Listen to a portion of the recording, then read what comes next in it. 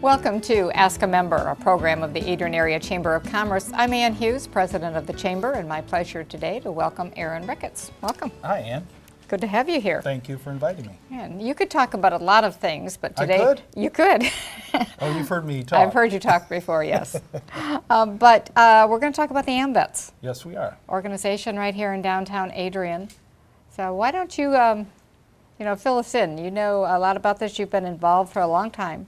Yes, I have. With the Amvets. Yes, I have. What's their purpose? The purpose, and I actually have a mission statement here I'd like to read. Okay, why don't you read it for us? The Amvets mission statement is to enhance and safeguard the entitlements for all American veterans who have served honorably and to improve the quality of life for them, their families, the communities where they live through leadership, advocacy, and services.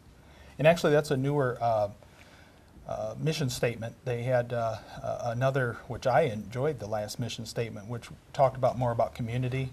Mm-hmm. But in our last 10, 15 years of our wars in Afghanistan and Iraq, we've moved back towards making sure we're focusing on the veterans and being advocates and focused on the veteran, him or herself.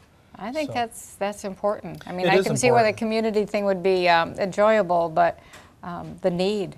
Yes. You know, with all the recent wars and, right. and all the veterans coming home and such horrific injuries. Yes, a lot of young veterans here, and I'm amazed as I've had the opportunity to talk with the local colleges of how many are enrolled there, and some of them aren't even from this area, but because of the colleges being so open towards veterans and bringing them into their community, mm-hmm. we've accepted them now in our community. So it's been great to meet a lot of these young folks. When I say young, I used to talk about that with me. But I'm, interesting enough, I'm more of the, even you said I've been around a little while, and some of these guys coming in are, late 20s and around 30 that usually don't see at a service organization, especially a mm-hmm. veterans service organization.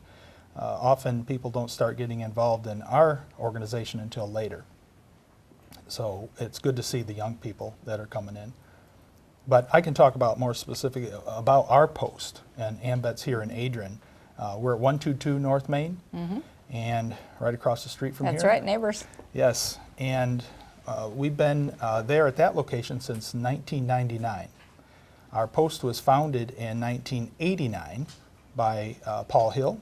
Right. And Paul was a great advocate for veterans and veterans' rights, and a mentor for me and many others. Passed away 10 years ago now. And he started the Amvets in the old Democratic building. Okay, that's right. I'd forgotten that. That's right. And we were there for nearly 10 years until we moved to our current location. So now we have a building that gives us the opportunity to serve veterans, to give them a nice, wholesome place to meet and for fellowship and camaraderie. And our post has approximately 500 members. 250 members are veteran members. The other 250, half are ladies auxiliary members, so non-veteran females join that organization. And then our other organization is the Sons of Amvets, which are the male non-veteran supporters of the Amvets. And our requirements are, of course, to be a veteran member, you have to be honorably discharged from the military. What makes us unique, as there are a few other veteran service organizations, what makes us unique is that we allow all honorably discharged vets and active military to join our organization. The others have requirements. You have to serve overseas or serve during certain periods of time. Okay. And we don't have that requirement. We also take in the fold of National Guardsmen and reservists, which the others do not allow those military folks to come in. Okay. So that sets us apart. Our connection has been from the Adrian Armory over the years. And so that's where I came from. I was active military, then came out and met Paul Hill walking down the street one day. Everybody's got a story about Paul Hill the first time they met him. And he he asked me about joining the Guard. I said, well, I'm already in the reserves. I was in the infantry. So when I came out, that's all I know. I was going to be in the infantry. He says, you sure you want to do the infantry some more? I said, well, that's kind of the reason I got out. I was kind of done with that, doing that stuff. It's difficult work. He said, how about the signal unit? So I joined that unit, and then here I am 20 plus years later, still involved in the Amvets as a founding member back in 1989. That's great.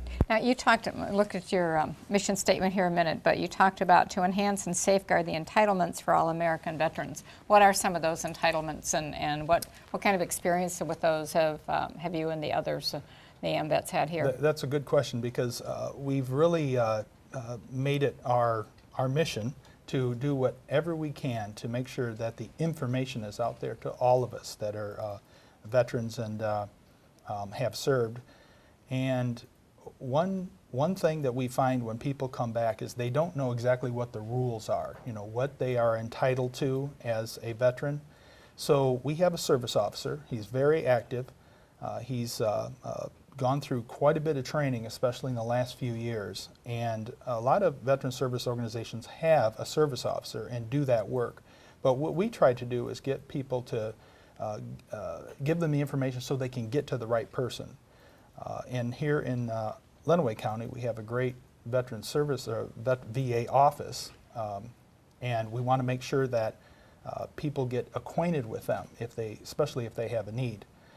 Very often people don't know what hospital services they have, what they have afforded to them, especially when the new ones come out, because they're and we all remember when we were younger, we didn't really think we had a need for health care.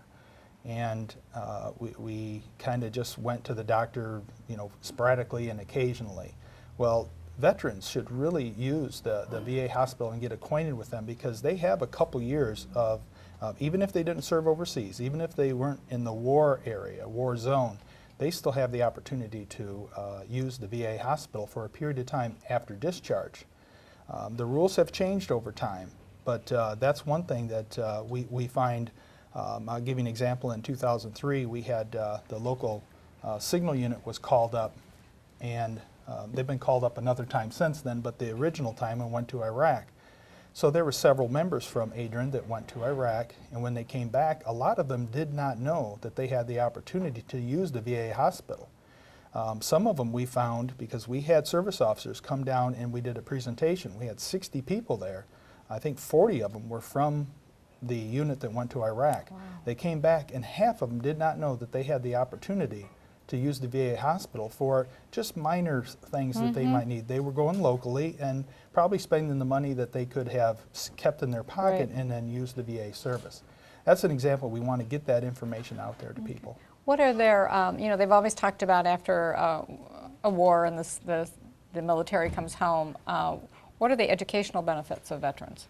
There are an array of benefits that I'm not the expert. I couldn't speak to every single one, but they have the opportunity while they're in active military to sign up for a lot of programs. Each service or military branch, Army, Navy, Air Force, Marines, they have their specific college programs that they have designed for to promote enlistment and then promote them staying and re-enlisting. So they have different programs within there to keep the balance, or keep their, if the Navy's getting low on personnel, they might throw some more opportunities at them. More incentives. More incentives, yes. And education is a big one. So very often we'll see the Army is a big one because it's such a big force, and that's what I did. I had to pay $100 a month, I believe it was for 24 months. And then when I got out, because it gave me an incentive to pay in, so I bought into something, and then when I got out, I got $20,000 for college. I got a 4-year degree on $20,000.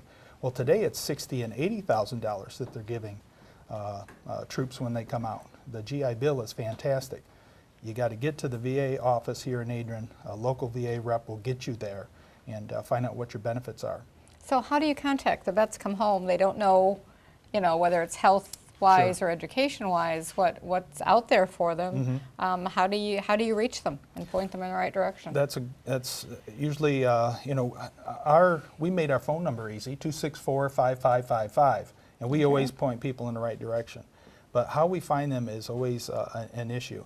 We do have, the governor recently appointed somebody in a new office to help coordinate with not just the local county counselors, we call them, that we have here at the VA office, but also the local organizations, the Amvets, the VFW, and the American Legion, and the Disabled American Veterans. And there's others. We can coordinate to get that information to those troops when they come back. You know, when they discharge and they come back, and we can get that information to them.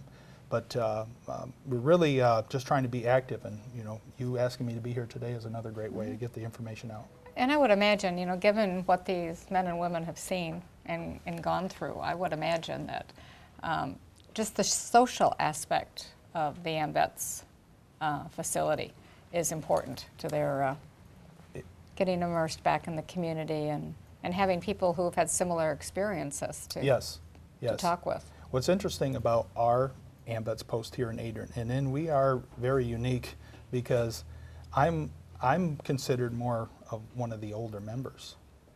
Now, if you go to the other organizations, you'll find that I'm very young in their membership, which I am a member of their organizations too. So I hear this, I see this. So we do have a fold of 80 and 70-year-olds, and then 40 and 50-year-olds, and then we have 20 and 30-year-olds that are coming in and running our organization now, which is fantastic. That's good. Yes. That's what we need to see. Okay. Again, tell us your location and your phone number. 122 North Main Street. Okay. And we're right near the Lotus Palace. And we are, our phone number is 264-5555. And during the week, we open at 3 o'clock. Our lounge hours are at 3 o'clock. We close, depending on the day, between 10, 11, and 12 o'clock. So we're just open like 60, 70 hours a week. But we have a great time. We have bands on occasion. We have karaoke, of course. Every Veterans Post has karaoke. And we have open mic, and we have a hall that members can use and rent for use for less than, very minimal, $50. And that's our, you know, thank you for being a member. And it's already booked for baby showers and graduations that are coming up. It's booked for the rest of the summer already. Well, for that's weekends. good to know. And it's important work that you do.